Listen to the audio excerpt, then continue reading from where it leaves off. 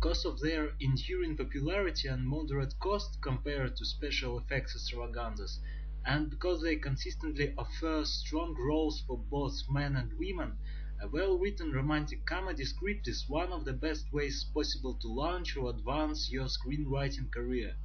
Since the release of Sleepless in Seattle in 1993, there hasn't been a single year in which at least one romantic comedy didn't surpass the $100 million mark. More important to you as a screenwriter, director, or producer, the best romantic comedies are not only funny, sexy, and entertaining. They provide you with a wonderful opportunity for exploring deeper levels of inner conflict, character growth, and theme.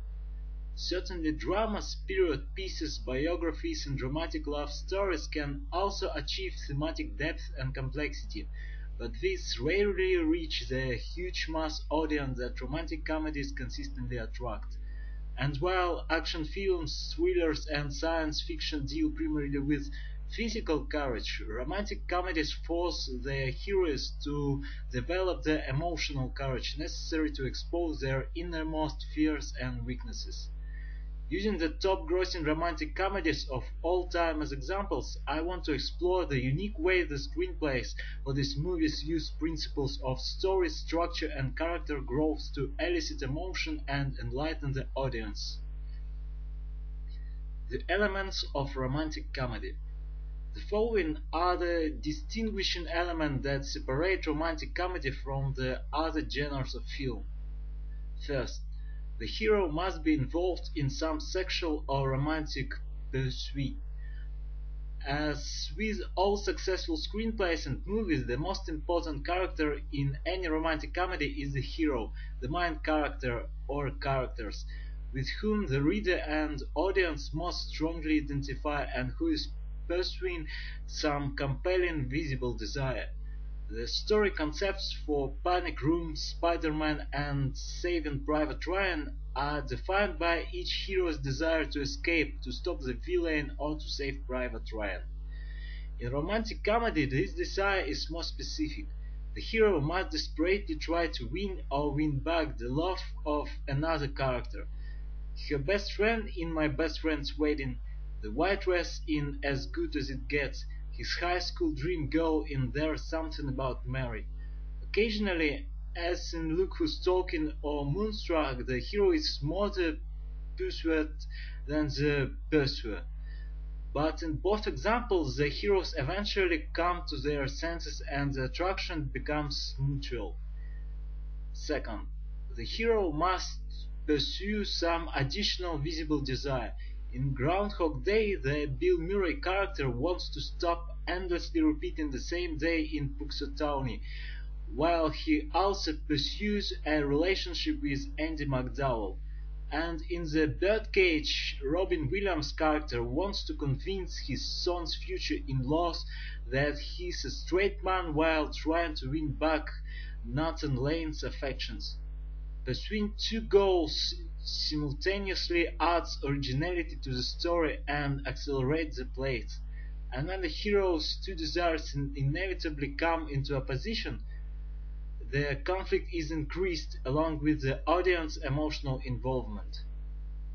Third, the characters in a romantic comedy never think their situation is humorous. They are desperate to achieve their goals and terrified by the conflict they face.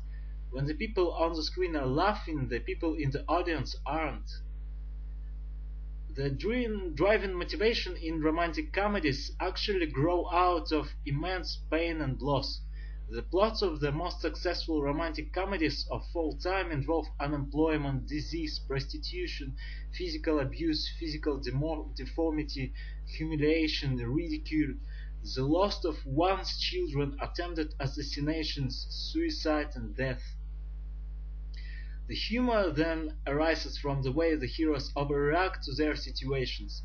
They devise fantastic plots, poses women adopt false identities, juggle two lovers simultaneously, tell enormous lies, fly across the country to meet a voice on a radio, or do everything imaginable to sabotage their best friend's wedding.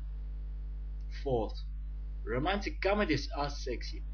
You don't have to show your love as written in bed or achieving a grand mal seizure on the kitchen table, but your characters must at least confront their sexual desire. And if they do go to bed together, as in When Harry Met Sally, The American President, or Big, we must see the events that lead to that decision, at least until the moment the two lovers embrace and the camera dissolves away. Fifth, romantic comedies have happy endings. In the rare instance where the hero doesn't get the girl, the audience still feels that the resolution is the best and most appropriate for the story. Sixth, romantic comedies always involve deception. The hero is pretending to be someone he's not. Mrs. Doubtfire, Miss Congeniality, Coming to America, Tootsie, The Birdcage, Dave is lying to his loved one about his alter ego. The Nutty Professor, Big, his job, Michael, The Secret of My Success, his feelings, Shrek, Jerry Maguire, As Good as It Gets, or his intentions, Groundhog Day, Roxanne, or is lying to others in order to pursue the relationship, Grumpy Old Man, Sleepless in Seattle, Moonstruck, House Sitter. This dishonesty is necessary not only to increase the conflict and the humor in these films, but also to force the heroes to confront their own inner conflicts and deception. Only by facing the truth about themselves will they be able to change and grow. The romance character. To win the heart of your audience, the romance, the object of your hero's sexual or romantic pursuit, must possess certain consistent qualities. First, the audience must fall in love with the romance character. We must identify with the hero's desire for this other person, or we will not only lose interest in the story, we will lose our sympathy for the hero as well. Second, the audience must root for the hero to win her love. When you write a romantic comedy, you must persuade the reader that the romance character is your hero's destiny. If the audience doesn't long for these two people to walk into the sunset together, you haven't done your job. Sometimes the audience wants them to get together long before the hero does. In movies where the hero pursues two romance characters such as House Sitter or While You Were Sleeping, or films where the hero is already involved with someone else as in The Wedding Singer or Moonstruck, the hero may be reluctant to accept what the audience has known from the moment the romance character first appeared on the screen. Third, unsurmountable obstacles must separate the two lovers. Without overwhelming hurdles for your hero and romance to overcome, your story will never captivate an audience. The billionaire and the hooker in Pretty Woman, the billionaire and the chauffeur's daughter in Sabrina, the billionaire and the deceptive reporter in Mr. Deeds, or the reporter and the runaway bride be humiliated, all seem hopelessly mismatched. Very often, the chasm separating the two lovers is the result of the hero's deception in pursuing the original outer motivation. The romance character in While You Were Sleeping thinks the hero is betrothed to his comatose brother. Dave falls for a woman who thinks he's really her husband, whom she despises, and Tess in Working Girl pursues a man who thinks she's a broker, not a secretary. Fourth, the romance character must be intertwined with the hero's other outer motivation. In Tootsie, Michael Dorsey wants to be a star on a soap opera and falls for an actress on the show. The Kirstie Alley character in Look Who's Talking wants to write her song by herself and falls in love with her babysitter. The reporter in Michael wants to get the angel back to Chicago and falls for the other reporters who's competing with him. It doesn't work to have your hero pursuing some compelling goal while she coincidentally falls in love with the boy next door, because, fifth, the romance character must create obstacles to both the hero's desire. Without conflict between the hero and romance, your screenplay will lack the emotion necessary to sustain the story. In Mrs. Doubtfire, the Sally Field character is an obstacle both to the hero's desire to be with his children and his desire to win her back. And in Pretty Woman, there are times when the hooker helps the billionaire close the deal he's pursuing, and other times when she stands in his way, just as there are times she wants to return his affection and advances, and others when she says no to them. Other primary characters. Those of you familiar with Book of Seminars, all that the author of this topic emphasized two other categories of character. The Nemesis prevent the hero getting what she wants. Cameron Diaz in My Best Friend's Wedding, Matt Dillon in There's Something About Mary, or Frank Langella in Dave. The reflection is the best friend or sidekick who is most closely aligned with the hero. Hank Azaria in The Birdcage, or Bruno Kirby and Carrie Fisher in When Harry Met Sally. In romantic comedies, the reflection will support and the nemesis will oppose both the hero's desires. The rival politician in The American President tries to sabotage Andrew Shepard's crime bill by also sabotaging his romantic relationship.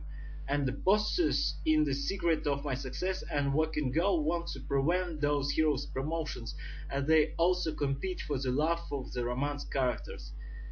Similarly, the reflection on characters in Jerry Maguire, Michael, Working Girl, and Tootsie are helping the heroes with both their careers and their love lives. As I will explain shortly, the reflection and nemesis characters are not simply sources of conflict, support, and humor. They also play an essential role in enabling your hero to grow and change on a deeper level. Romantic comedy structure. Your romantic comedy should follow the same six-stage structure to which almost all Hollywood movies conform, but keep these additional structural principles in mind as you develop your script. First, introduce the hero before the romantic rival. Readers and audiences instinctively identify with the first character who appears on the screen. If we were introduced to Pierce Brosnan in Mrs. Doubtfire before we met Robin Williams, or to Cameron Diaz before Julia Roberts in My Best Friend's Wedding, we would have a much harder time rooting for the heroes of these movies because of our ambivalence about the rival being jilted. Second, show the first meeting between the hero and the romance. Both in real life and in the movies, the most enthralling part of any relationship comes with that first head over heels, all-consuming attraction. Never rob your reader of the opportunity to fall in love along with your characters. Allowing the audience to be there from the beginning is also important for credibility in your screenplay. If you don't see how the two principal characters meet and what draws them together, your story risks seeming contrived. Introduce the romance character no later than the beginning of Act 2. In a properly structured film, the hero's auto-motivation, which defines the story concept, is established exactly 25% of the way through the movie. Since your hero must pursue two goals simultaneously, the object of her desire must certainly appear on screen by then. Fourth, the hero should commit to the relationship by the midpoint of the movie. The halfway mark of any journey is the point of no return, that moment where the traveler is closer to the destination than the point of origin. In other words, your hero must do something exactly 50% of the way through the screenplay to indicate that there's no turning back and she can never return to the emotional life she was living when the story began. This is often the moment where the hero and romance first sleep together, as in The American President, Jerry Maguire, Big, and Working Girl. But the point of no return is sometimes less outwardly apparent. The first date in Sabrina, revealing his face to Princess Fiona in Shrek, or sending the incriminating email in My Best Friend's Wedding. Fifth, give the audience superior position. Superior position means that the audience knows something before some of the characters in the movie do. This knowledge creates anticipation of what's going to happen when the secret is revealed. Notice how many romantic comedies involve imposture. Almost all of the jeopardy, suspense, anticipation, curiosity, surprise, and humor. In other words, the emotion come from the fact that the audience knows what no one else does. That the hero is really a man, a hooker, a secretary, a king, an office boy, a presidential impersonator, a gay nightclub owner, or a 12-year-old boy. This knowledge keeps the viewers involved in the movie until finally the inevitable happens. Sixth, the relationship ends at the 75% mark. In Hollywood movies, the hero must suffer some major setback at the end of Act 2. In a romantic comedy, this is where the relationship goes up in flames, usually because the deception has finally been revealed. Think of the big meeting in Working Girl when everyone learns she's a secretary, or Sydney Ellen Wade learning she's been used in The American President, or Jules confessing her plot to sabotage my best friend's wedding. This major setback won't always result from such a revelation, but it will always grow out of some flaw or weakness in the hero. The billionaire reverts to treating the hooker like a whore in Pretty Woman, or Annie Reid can't risk giving up her secure life, so she announces Sleepless in Seattle is history. After this devastating event, all that remains in Act 3 is for the hero to use every ounce of emotional courage he has to win back the love of his life and achieve his destiny in the climax of the film. Character growth. By being forced to acknowledge her dishonesty and her weaknesses, your hero will confront her deepest emotional fears. The price of intimacy is always risk and exposure, leading to the character growth. To recognize a character arc in the movies you see or to develop it in the screenplays you write, start by asking yourself, what terrifies the hero emotionally? Is it emotional commitment, fear of heights and kissing on the lips in Pretty Woman? Risking the loss of security, Sleepless in Seattle.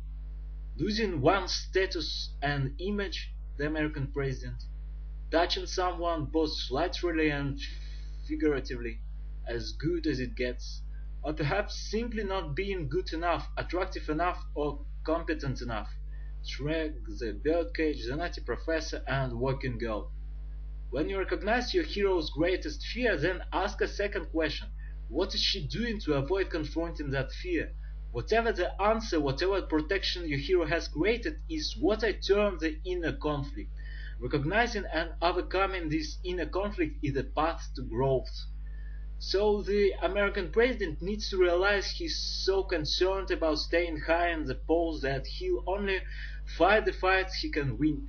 And the Harrison Ford character in Sabrina needs to learn that to avoid losing his company and his power, he sacrificed his emotional life. He'll risk billions on a merger, but won't even consider opening his heart to the woman he loves. This is the other reason deception is so vital to the genre. The heroes of romantic comedies all deceive themselves. They hide behind their images and their impostures in order to prevent their unacceptable flaws and weaknesses from coming out into the open. It isn't just his nose that Charlie is hiding in Roxanne, it's his self-doubt and unworthiness. The other primary characters in the film can facilitate this character arc because the nemesis will often embody the hero's inner conflict and the reflection will reveal it to the hero. Notice how Tess in Working Girl confuse image with substance just as much as Catherine, her nemesis. Or listen to the reflection characters played by Cuba Gooding Jr. in Jerry Maguire, Rupert Everett in My Best Friend's Wedding, or John Travolta in Michael, as they warn the heroes of those films about their behavior towards the people they love. In movies as in real life, both the joy and terror of intimacy grow out of our exposure to those we love. To be accepted for who we are is magical, but once we allow ourselves to be seen in this way, all the dark parts of our personalities, our weaknesses, desires, fears, and shortcomings are brought into the open. The possibility that someone might peer beneath our carefully constructed persona and see who we truly are becomes terrifying. So the dance of pursuit and retreat continues endlessly.